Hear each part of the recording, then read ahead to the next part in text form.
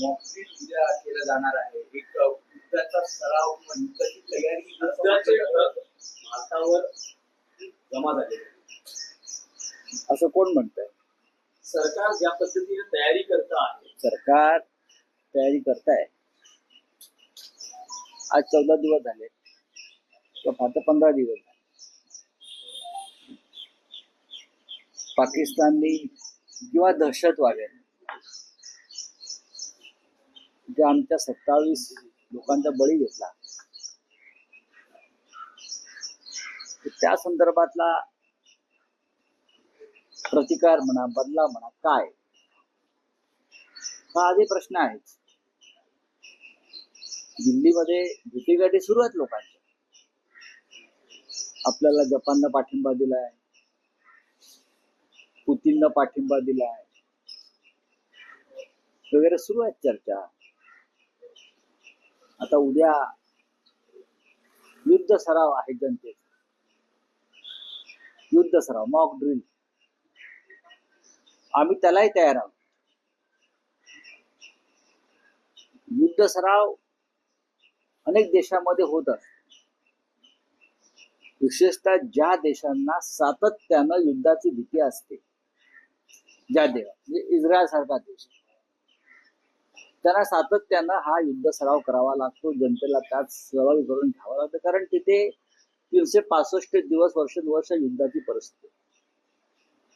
Ukraine असेल, भारतामध्ये जनता तेवढी अज्ञानी नाही.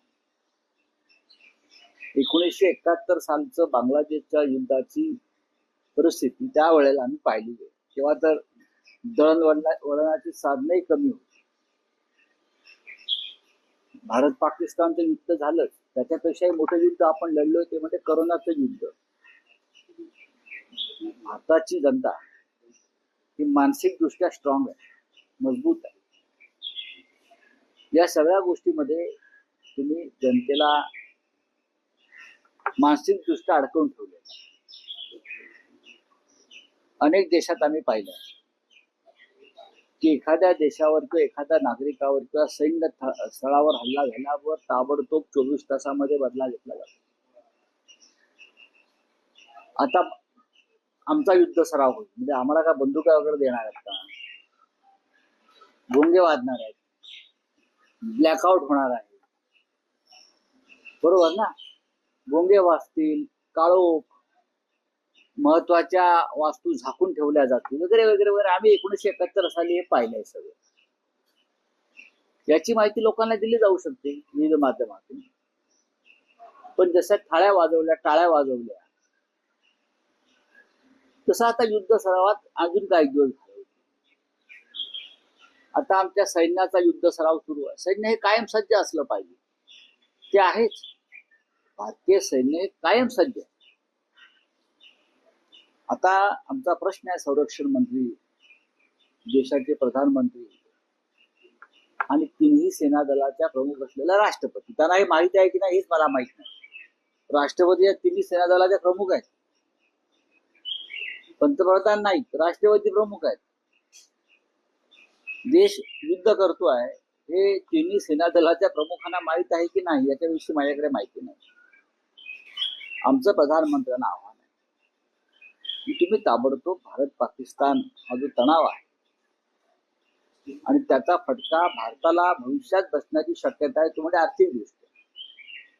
पण देश आणि जनता राष्ट्राच्या सुरक्षेसाठी आणि अभिमानासाठी कोणत्याही परिस्थितीशी सामना करायला तयार आहे. की तुम्ही आहात म्हणून आम्ही सामना करणार नाही. या देश आहे, एक व्यक्ती नेतृत्व करताय, एक पक्ष नेतृत्व करते म्हणून नाही.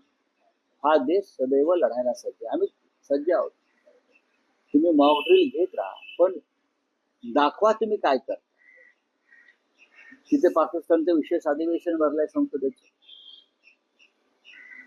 आमची तर पहिल्या दिवसापासून मागणी की काश्मीरच्या प्रश्नावर, सध्याच्या परिस्थितीवरती 2 दिवसाचं संसदेचं विशेष अधिवेशन तुम्ही घ्यायला पाहिजे आणि सगळ्यांशी मनमोकळेपणानं चर्चा केली पाहिजे. सर्वपक्षीय बैठकीत जे होतं तसं नाही. आम्हाला उणी धुणी काढायची नाही.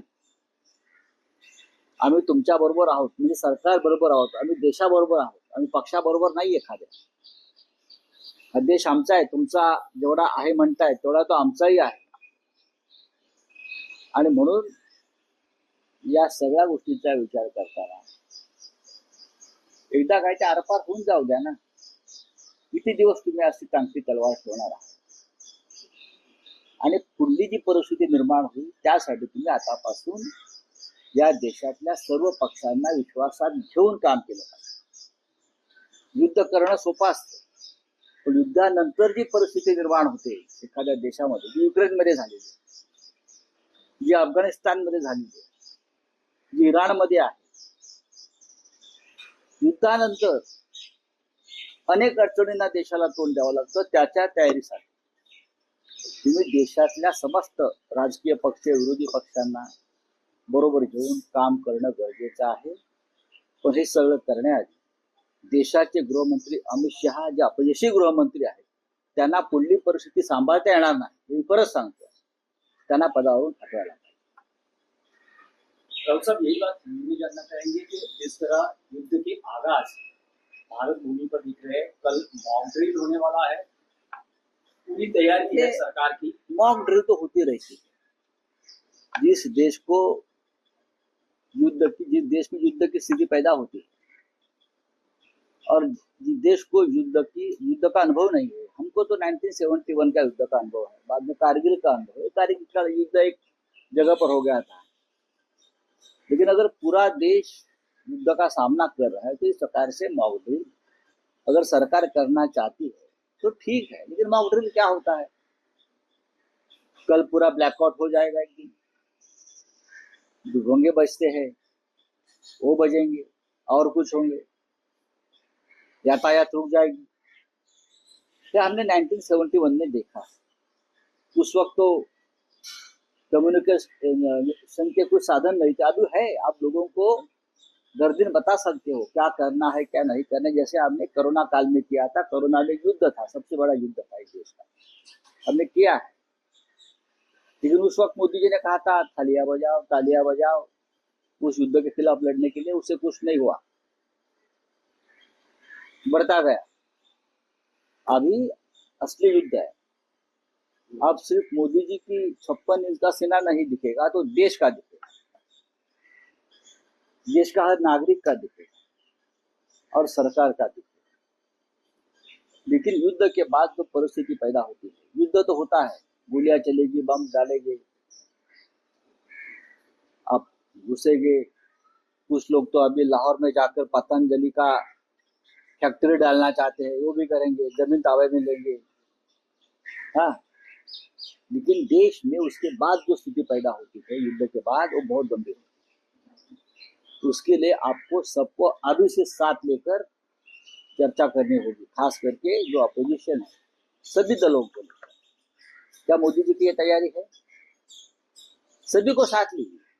अगर आप सचमुच युद्ध करना चाहते हो, मॉक ड्रिल नहीं, युद्ध करना चाहते हो, तो सबको साथ लेना चाहिए, आपको सबको करनी चाहिए। राहुल गांधी जी ने कहा है कि विशेष सत्र बुलाइए, हमारी ये मांग पहले से रही है, बातचीत करिए। जरूर देश संकट में है, देश युद्ध स्थिति में है, तो हम आपके साथ रहेंगे, क्योंकि हम राष्ट्रभक्त हैं, देशभक्त हैं। देश की संकट की घड़ी में हम राजनीति नहीं करेंगे, यह हमारा वचन है। लेकिन जो परिस्थिति देश में पैदा होगी देश के अंदर, वो संभालने के लिए देश के गृहमंत्री काबिल है या नहीं, उसका खुलासा होना चाहिए। अब तक 10 साल में देश में जो स्थिति पैदा हुई है, जो अराजक पैदा हुई है, उसके लिए देश के गृहमंत्री जिम्मेदार है। तो आपको ये बदलाव करने पड़ेंगे, सरकार में बदलाव करने पड़ेंगे। जब लल्लू पंचू जो बैठे हैं ना आपके चमचे, उससे युद्ध के बाद की स्थिति कंट्रोल नहीं होगी। आपको शायद राष्ट्रीय सरकार बनानी पड़ेगी, नेशनल गवर्नमेंट बनाना पड़ेगा। आपको लगता है कि मैं और मेरे चेले चपाटे देश को संभालूंगा युद्ध के बाद, ये नहीं होता है। एक नेशनल गवर्नमेंट बनानी पड़ेगी युद्ध के बाद उस समय, और सबको साथ लेकर युद्ध स्थिति का सामना करना पड़ेगा। क्योंकि पाकिस्तान जिस तरह से धमका रहा है, मैं सच बोल रहा हूँ, चाइना जिस तरह से पाकिस्तान के पीछे खड़ी है, ये पुतिन तो बहुत दूर है, जापान भी बहुत दूर है, हमारे बॉर्डर पर चाइना है। ये लोग पाकिस्तान के साथ खड़े हैं। चाइना हमारा दुश्मन है, दो दुश्मन एक साथ आ रहे हैं। तो ये स्थिति को संभालने के लिए प्रधानमंत्री को भाजपा की सरकार नहीं चलानी है।